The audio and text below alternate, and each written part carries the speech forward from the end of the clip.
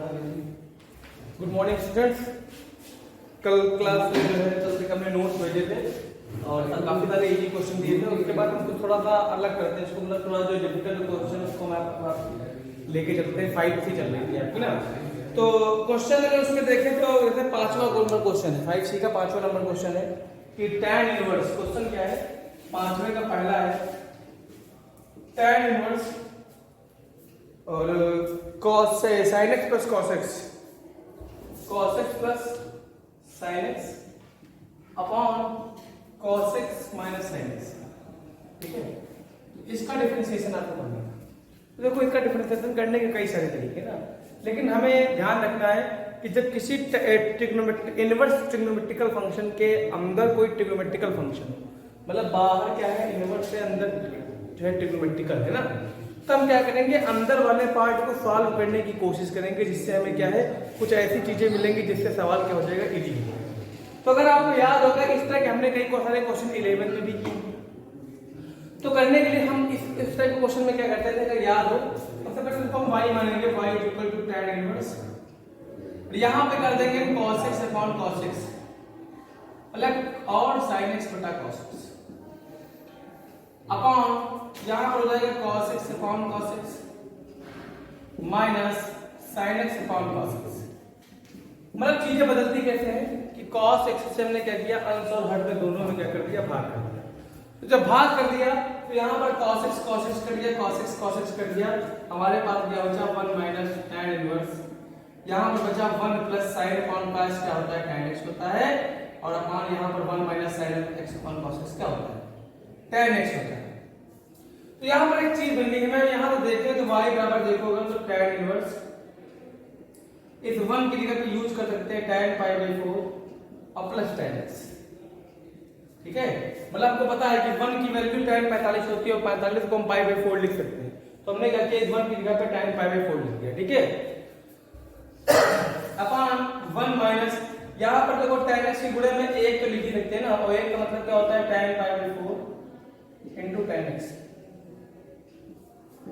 तो ये हो गया y बराबर tan इनवर्स tan, अब देखो यहाँ पर tan a plus tan b pass 1 minus tan a into tan b, formula बन गया tan a प्लस b का।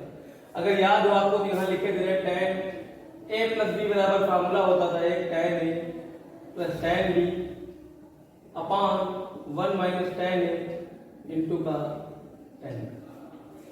ठीक है, तो ये हो गया, तो y बराबर हो गया tan इनवर्स, मतलब ये फार्मूला बन गया tan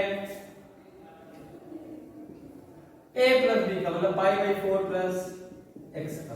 ठीक है, तो यहां से देखो अगर कंपेयर करें तो tan इनवर्स से tan चला जाएगा, हमारे पास क्या बचेगा, पाई बाई 4 प्लस x। ठीक है, और तो कुछ हमने किया नहीं ना, हाँ बस ठीक है। अब यहां पर क्या कर देंगे, differentiation with respect to x, तो dy by dx is equal to dy by dx of pi by 4 plus dy by dx of x। तो dy बाई dx बन भाई dy बाई dx का पाई बाई 4 क्या होता है, 0 होगा, दिस इज कांस्टेंट। ठीक है, और dy बाई dx का x कितना होगा, 1, ये आपका क्या हो जाएगा, आंसर हो जाएगा। उसके बाद जब इसके हम सेकंड पार्ट की तरफ जाएंगे तो सेकंड पार्ट यहीं से स्टार्ट ही है, तो इसका सेकंड पार्ट भी हो गया।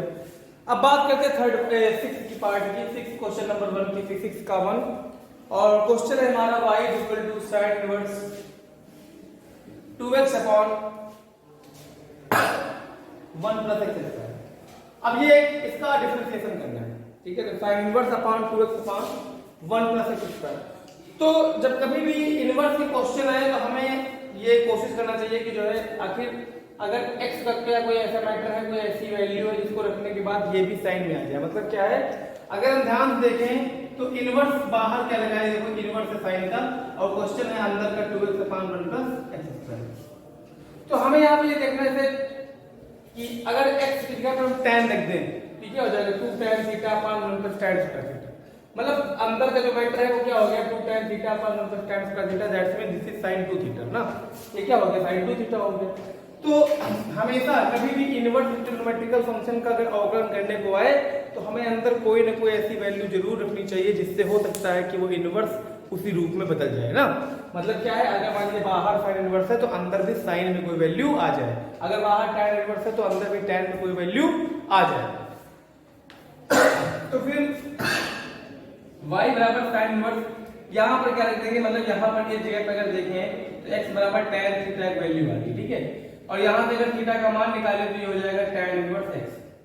तो वैल्यू रखेंगे तो dy बाई हमेशा x बराबर tan थीटा रखेंगे तो थीटा की वैल्यू को निकालेंगे, तो ये हो जाएगा देखो y equal to sine inverse, अब यहाँ पे हम x के रख देंगे 2 tan theta upon 1 plus tan square, ठीक है, ये रख दिया हमने। तो अगर देखें तो ये क्या होगी, ये वैल्यू किसकी मिल गई, y बराबर साइन इनवर्स, अगर ध्यान से देखें तो ये sin 2 थीटा ही लिखा है, क्या लिखा है, sin 2 थीटा लिखा है, बिकॉज़ sin 2 थीटा बराबर क्या होता है 2 sin थीटा पर 1 tan स्क्वायर थीटा, ठीक है। तो यहां पर देखें तो sin से sin तुलना करेंगे तो हट जाएगा, केवल हमारा y बराबर 2 थीटा बचेगा, यहां पर थीटा की वैल्यू रखेंगे तो y बराबर हो जाएगा 2 tan इनवर्स x, ठीक है। अब यहां पर क्या करते हैं, कहेंगे differentiation with respect to x, तो ये हो जाएगा dy बाई dx बराबर 2 d by dx of tan inverse x, ये हो जाएगा 2 d by dx of tan inverse x is equal to 1 upon 1 plus x square. तो ये क्वेश्चन इज कंप्लीट है, ठीक है। अब बात करेंगे नेक्स्ट क्वेश्चन की, नेक्स्ट क्वेश्चन की बात करेंगे तो पहले इसको रफ कर दिया जाए।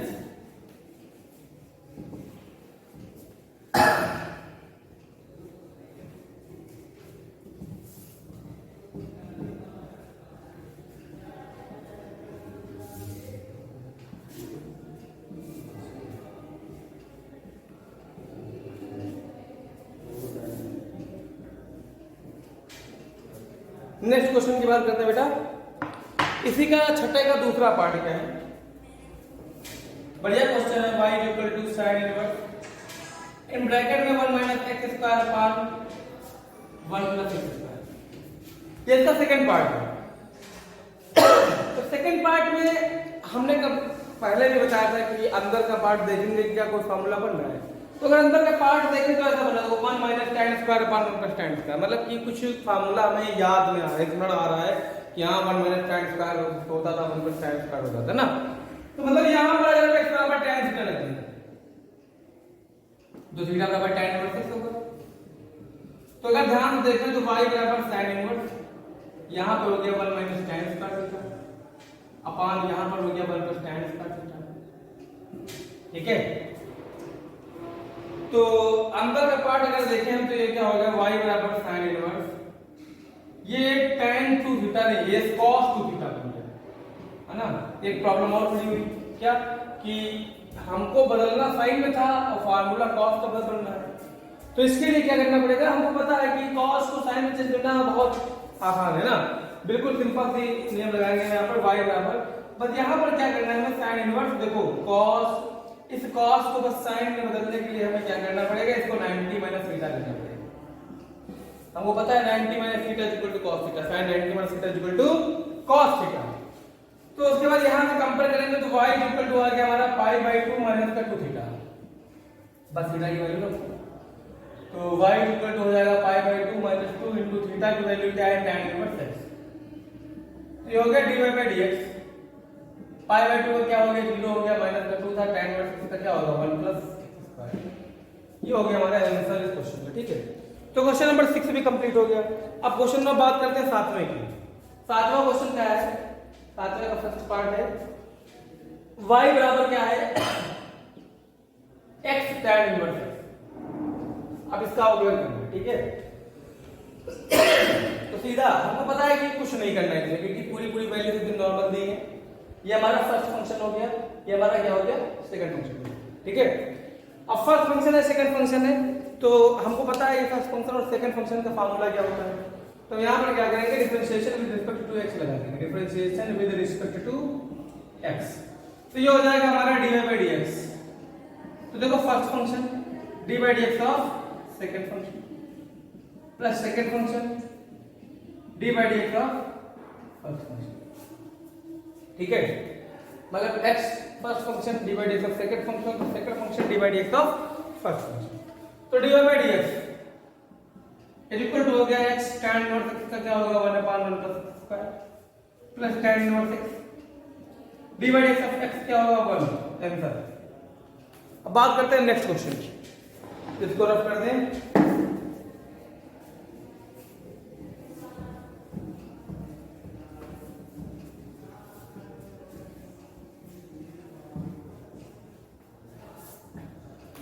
नेक्स्ट क्वेश्चन स्टार्ट होता है आपका, इसी का सेकंड पार्ट है sin inverse x into log x y equal to sin inverse x into क्या है log। ये हो गया फर्स्ट फंक्शन, ये हो गया सेकंड फंक्शन। जब भी फर्स्ट फंक्शन सेकंड फंक्शन हो तो हमको पता होना चाहिए कि फार्मूला लगना है first function divide x of second function plus second function divide x of first function. तो लगाते हैं, यहां पर क्या करेंगे differentiation with respect to x। तो ये क्या हो जाएगा dy by dx हो जाएगा, है ना। और पता तो होगा ये dy by dx का अगर फंक्शन इनटू फंक्शन है तो हो जाएगा first function dy by dx of second function तो second function dy by dx of first function. तो ये क्या है dy by dx बराबर first function dy by dx of second function plus second function dy by dx of first function. तो उसके बाद क्या करेंगे dy by dx first function हमको पता है dy by dx of log x कितना होता है 1/x होता है plus log x dy by dx of sin inverse x equal to क्या होता है 1/√1 x स्क्वायर। तो ये हो गया dy by dx बराबर sin inverse x upon x plus log x upon √1 x। तो ये आपका आंसर हो गया। आपके एक्सरसाइज के लगभग एंड होने वाली है, ठीक है। और बाकी जो है हम नेक्स्ट जो है वीडियो पे देखेंगे और जो है बहुत अच्छे इसकी तैयारी करते रहो, क्योंकि ये जो है मान लीजिए कि कैलकुलस 44 नंबर की आपके पेपर में आनी है और 44 नंबर की कैलकुलस अगर पेपर में आएगी तो उसके लिए सबसे बेस इसका ऑकलर नहीं है। अगर ऑकलर नहीं आता है तो 44 नंबर में 0.4 नंबर भी नहीं मिलेंगे आपको, ठीक है। तो इसको तैयार करते रहिए, बाकी देख लीजिए आप नेक्स्ट वीडियो में। आपको मिलते हैं।